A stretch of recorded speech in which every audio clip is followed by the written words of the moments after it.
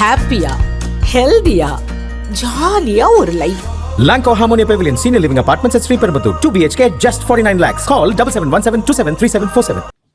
Ambassador, dear friends, let me first of all say that it's truly for me a great pleasure to meet all of you.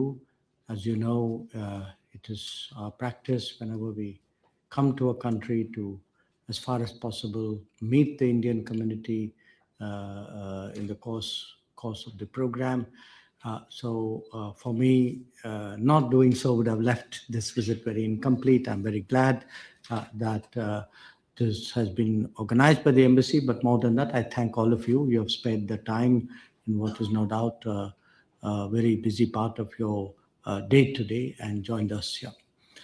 Now, as the ambassador mentioned, this is for me a first visit to Luxembourg. I've of course known my Luxembourgish counterparts, both Minister Bettel and earlier Minister Asselborn for many years now.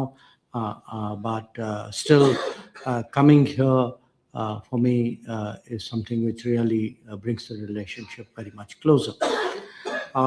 This morning, I began my day by meeting with the Prime Minister. I then had a long, very detailed discussion with Foreign Minister Javier Bettel. And I then had the privilege of calling on His Royal Highness, the Grand Duke. So from my point of view, I must tell you that it's really been a very, very productive and a very satisfying day. I would, of course, like to talk to you a little bit about the relationship and the larger context. But before I do that, I must also share with you that at every one of these meetings, starting with the Grand Duke, with the Prime Minister, with the Foreign Minister, I heard very strong words of praise for the Indian community. And we know when you hear that in a very natural way from your counterparts and from the authorities of the country you're visiting, it really leaves you with a very good feeling. I mean, the sense that in their eyes, this is a community which has been very well integrated. It is seen as very contributive. I think our sort of way of conducting ourselves, of really whether I suppose it's in the professional workplace or in terms of the community contributions that you make. In every sense, all I heard was repeated words of praise. And I thought, first of all, I must share that with you. Now, where our relationship is concerned, it is an important relationship for a variety of reasons. One, of course, Luxembourg is at the heart of the European Union. It's a country which, because it has been there from the start, has a great influence on the Union, on the Union's decision. So at a time when we are seeking to ramp up that relationship with the EU, the support that Luxembourg can give us, the influence that it will have over the collective decision-making in Brussels is really quite significant. And I was given really the fullest assurance that, as you know, we are right now in a very advanced stage of negotiating a free trade agreement. In other areas, whether it's technology, whether it's defense, connectivity, mobility, there is a lot that is happening with the European Union.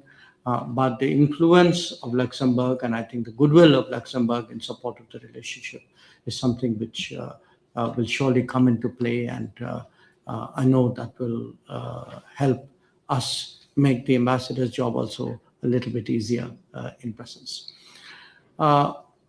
It was for me a very interesting set of discussions because traditionally it's been very much an investment-centered relationship, very economic. We have a decent volume of trade. But what I heard again was a lot of interest in the changes which are taking place in India, the new capacities, the areas where in their eyes India was doing very much more and very much differently than before. A lot of our discussions, therefore, were about how the digital infrastructure was working in India, how the space industry has taken off. We, of course, have very high respect for Luxembourg's own satellite, long-standing satellite capacities, but they were obviously also tracking us in that domain, and there were a lot of questions and interest shown in that regard. Again, today, no meeting, no interaction is complete without some exchange of views on AI. We are hosting the AI Impact Summit in about 6 weeks from now.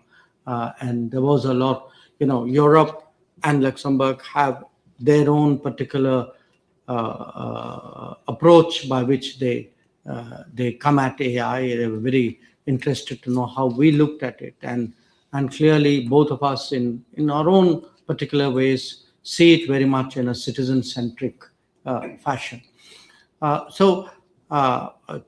Conveying what has changed in India, what are the new opportunities that come from that, I think was really took up a very large part of our discussion.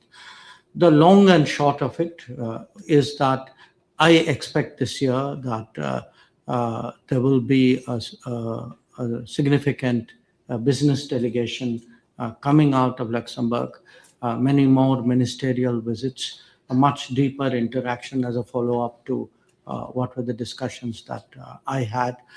So I'm sure in your particular cases, in some way or the other, it would probably be of interest to you professionally and personally as well. That was broadly what happened on the purely bilateral India-Luxembourg plane. But as I said, there is a context to that. Context is one where there is a fair amount of volatility and unpredictability in the world. And every country, every region is reassessing its interests, reassessing its calculations, and trying to see, okay, what is it we can do? In one way, how do we de-risk ourselves from the problems and challenges and the risks that are there, the unpredictability that there is there. On the other hand, say that, okay, it's not enough to de-risk. Maybe we should be building closer friendships and deeper partnerships. So are there particular countries, particular relationships that we can trust more than others? And I think that common sense is today bringing India and the European Union much closer. So I can fairly confidently predict that 2026 will see upswing in ties with Europe. You will see, certainly I can speak for the Indian end of that, you will see a much greater investment of time and energy and attention on our part where Europe is concerned. It's also natural on such occasions that when ministers meet, you ask, okay, so what's happening at your end? And of course, in case of Minister Bettel, because he's been Prime Minister earlier, he's been to India. In fact, he was there last year in March. We meet from time to time. He's kept up with the changes. I think the Prime Minister was interested. It's been some years since he's been to India. And I found His Royal Highness also clearly following a lot of things which are happening in India in quite a bit of detail. So for them, when you speak today about the leapfrogging in a way that is taking place in India, the embrace of technology, the fact that the society as a whole has taken so much to digitally driven governance, that we have been able really to create services, particularly those offered by the government, with that degree of efficiency. You look at the infrastructure development that is taking place in India. I think these are all areas which clearly encourage them. It increases their interest, and I would urge you as a community here that it's again, you are all connected. You probably follow India in almost as much detail as I do. I may be living here, but given the connectivity today, the fact that information is available in the palm of your hand, there is so much that you know, and I would urge you to share it. Share it with your friends, share it in your workplace, share it with your colleagues, share it with your community, because that is how we really build up an image of India at a societal level. That image is very good, but like any country, it can always do with an improvement. So I will conclude there, but I do think that as a community, I'm truly as the foreign minister, proud of the image and reputation that you have built here. I thank you for it. I urge you to build on that further, to support us as we seek to take this relationship to a higher level. I'm sure you have your own interests and curiosity and perhaps comments about things in the world, things happening in India.